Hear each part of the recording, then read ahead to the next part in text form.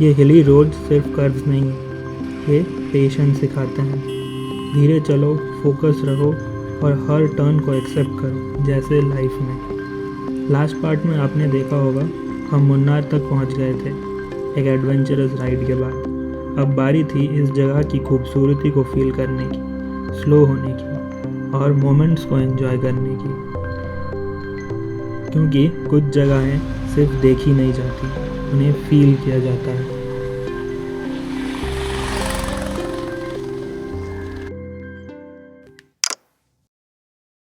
हमने अपना दिन काफ़ी अर्ली स्टार्ट कर लिया था और डिसाइड किया कि आसपास के सारे प्लेसेस को एक्सप्लोर करेंगे।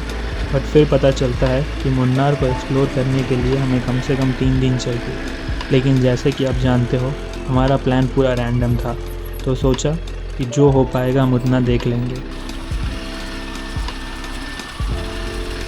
होटल से हमें एक लीफलेट मिला जिसमें सारे नियर बाई प्लेसेस मेंशन किए हुए थे, और वही देख के हम डिसाइड करते हैं कि हम मुटुपट्टी डायरेक्शन की तरफ राइड करेंगे और रास्ते में जो भी दिखेगा हम उन चीज़ों को एक्सप्लोर करेंगे।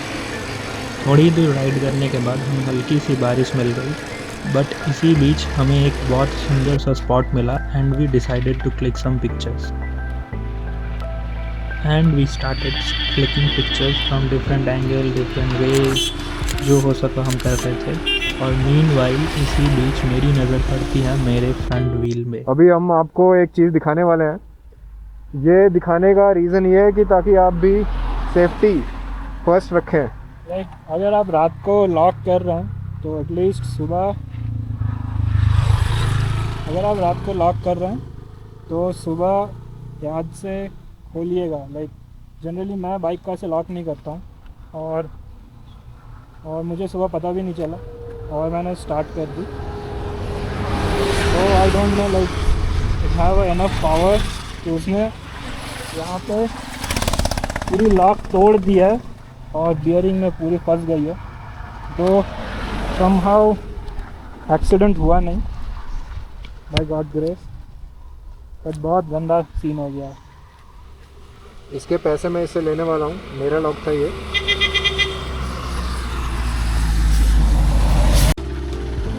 फ्रंट व्हील फिक्स करने के बाद हम फिर से एक्सप्लोर करने निकल पड़े। हल्की सी ड्रिजल हो रही थी और वेदर काफ़ी मैजिकल लग रहा था। बट प्रॉब्लम ये हो गई, ये मेरा फर्स्ट ब्लॉग था, तो मैं उन मोमेंट्स में इतना खो गया कि मैं साइड सीन कैप्चर करना ही भूल गया। I forgot to take out my camera. अब क्या ही करें, कुछ व्यूज़ रिकॉर्ड हो गए और कुछ डायरेक्ट मेमोरीज बन गए मेरे लिए।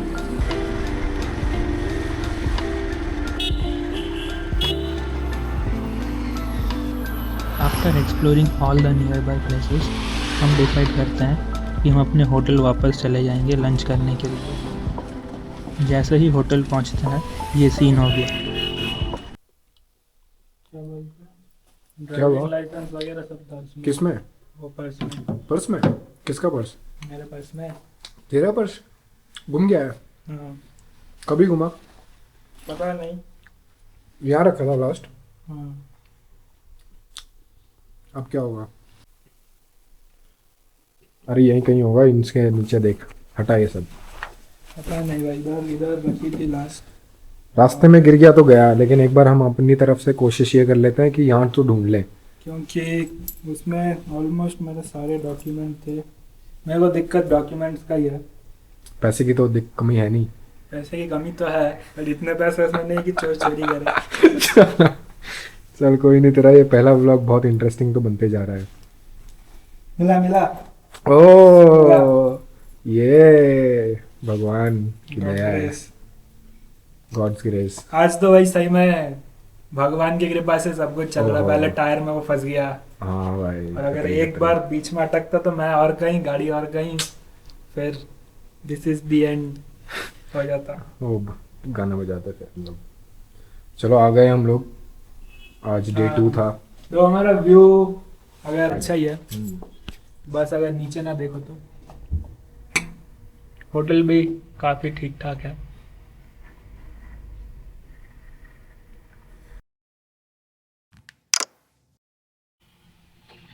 Good morning from Munnar. So आज हमारा ट्रिप का डे 3 है और हम आज ट्रैवल करेंगे ऊटी की तरफ। दो कुछ प्लान फिक्स नहीं है, इट इज़ प्रिटी रैंडम। कितना जाते हैं, क्या करते हैं, वो बाद में डिसाइड करेंगे ऑन द गो।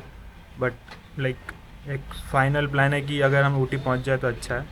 ऑलमोस्ट सब कुछ पैकिंग हो चुका है, हम लोग रेडी है। तो कल रात को ही हमने सब कुछ पैक कर लिया था, अभी बस निकलने की देर है। और अभी बज रहा है सुबह के 7 और ऑलमोस्ट ऊटी यहाँ से 340 किलोमीटर जितना है और 240 किलोमीटर जितना है।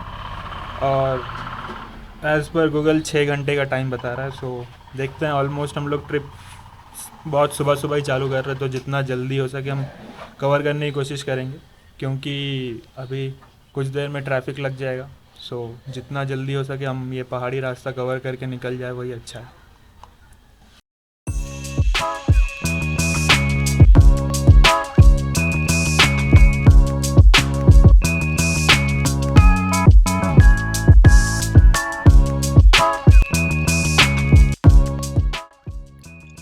मुन्नार से लगभग 20 किलोमीटर राइड करने के बाद हमें हेवी फॉग मिल गया। एक तरफ लग रहा था जैसे हेवन के बीच में से राइड कर रहा हूँ और दूसरी ही तरफ थोड़ा स्केरी भी था। डर था, लेकिन व्यूज़ इतना एब्जॉर्बिंग था कि नज़र हटाना मुश्किल हो रहा था। ऐसा लग रहा था कभी कभी जो चीज़ आपको डराती है वो बहुत खूबसूरत भी हो सकती है। सो आज का हमारा पहला स्टॉप है। ऑलमोस्ट हमने 80 किलोमीटर्स कवर कर लिया है, मतलब हिली एरिया से प्लेन्स में हम लोग उतर गए और सुबह के 10 बज रहे हैं। यहाँ पे first fuel as well as breakfast stop के लिए रुके थे, फिर से रेडी हो रहे हैं हम लोग। Let's see. लगभग और 40 किलोमीटर राइड करने के बाद हम तमिलनाडु एंटर कर गए। एकदम से सब कुछ चेंज होने लगा और चारों तरफ नारियल पेड़ के बागान और जाइंट विंड मिल्स दिखने लग गए थे।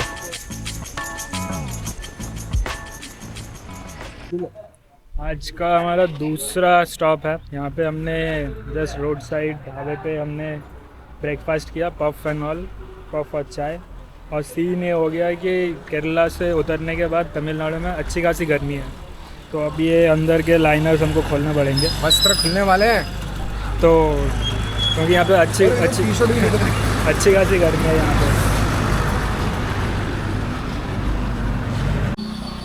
Tamil You know Tamil? I understand English? We went to Munnar yesterday, now going back, now going to Ooty first, then Return. Munnar. Munnar done, now returning, yes. Either this time go to For Ooty. Ooty it's good, Ooty. you're asking us, telling us.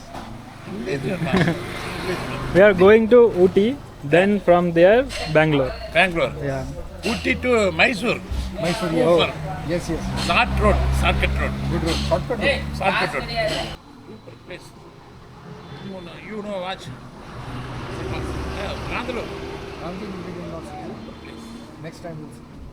इसी बीच हम इस uncle से मिले, बहुत ही sweet थे और हमारे trip को लेकर काफ़ी क्यूरियस भी थे। उन्हें ना हिंदी आती थी ना इंग्लिश और ना हमें तमिल समझ आती है, Strawberry garden. फिर भी वो रुक के हमसे बात करने की कोशिश कर रहे थे। Very vast.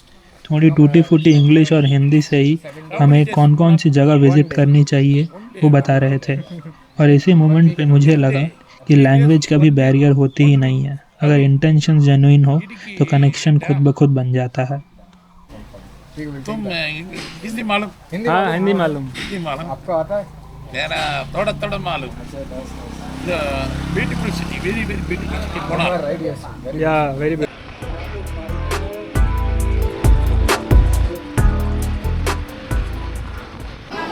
ऑलमोस्ट ऊटी से और 70 किलोमीटर दूर है। हमने एक ब्रेक लिया था और ज़्यादा नहीं, हम लोगों को नींद आ रही थी तो हमने सोचा कोल्ड ड्रिंक पीता है।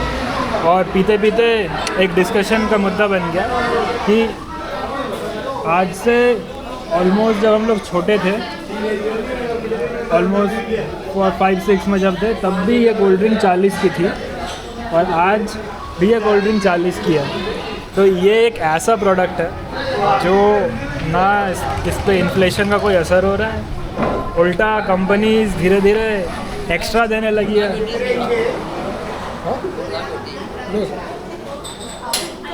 क्या तेरी क्या राय है कि ये एक ऐसी चीज़ है जो हाँ, बहुत अविश्वसनीय है, ये समझ के बाहर है। ज्ञान की सीमा के जो परे होती है वो ये है। लाइक हर चीज़ का प्राइस बढ़ रहा है, बट तो हम बस यही सोच रहे थे, तो आज से 10-15 साल पहले इन कंपनीज़ में कितना प्रॉफिट कमाया होगा कि तब भी 40 की थी, आज भी 40 की है, और पता नहीं हमारे बच्चे भी शायद इसको 40 में ही पी रहे होंगे।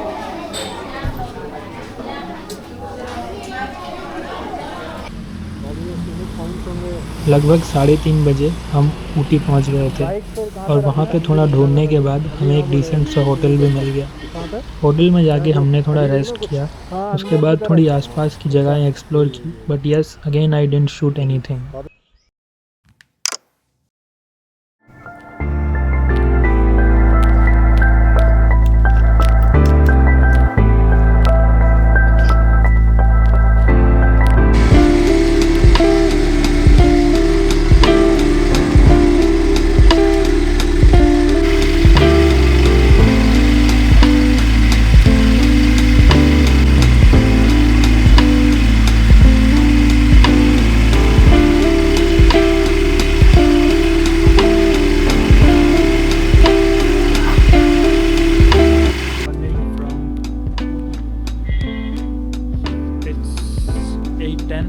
हम अभी डायरेक्ट बेंगलोर के लिए निकले हैं एंड ऑलमोस्ट 4-5 घंटे का रास्ता है, सो लेट्स सी।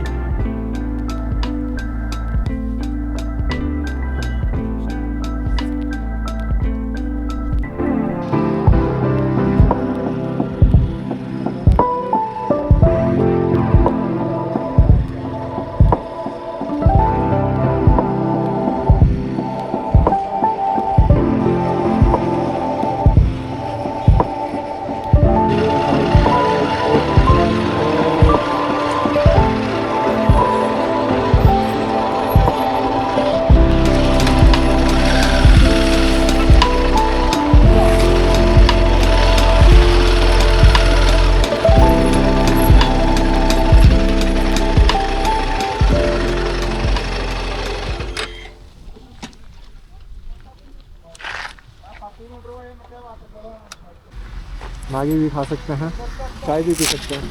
वहाँ पे फ्रूट्स वगैरह भी दिख रहा है, देखते हैं क्या खाते हैं। थोड़ा उधर जाते हैं।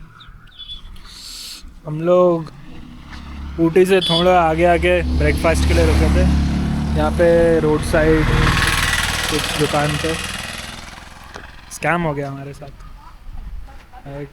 आप देख सकते हो केला पूरा पका हुआ है, लेकिन ये बाहर से उतना ही पका हुआ है, अंदर से उतना ही कच्चा है। कैसा लगा खा के? कलर देख सकते हो, ये बाहर से जितना पका है अंदर से उतना ही कच्चा केला है। फर्स्ट टाइम एक्सपीरियंस है ऐसा। इसके अलावा हमने ब्रेड ऑमलेट और क्या बोला, चाय बोला ना? हाँ, ब्रेड ऑमलेट। वैसे देखो यार, ये भी बात है, शायद यहाँ पे इसको ही पक्का केला बोल सकते हैं। जैसे वो मूवी में था ना कि कोलकाता में बिना शायद नहीं, शक्कर के साथ मतलब शक्कर के बिना ही होता है। अब यहाँ पे पका केला का मतलब कच्चा केला ही होता है। अब ये भी हो सकता है कि यहाँ के लोग इस केले को खाना ज़्यादा प्रेफर करते हैं। हार्ड केला, हाँ।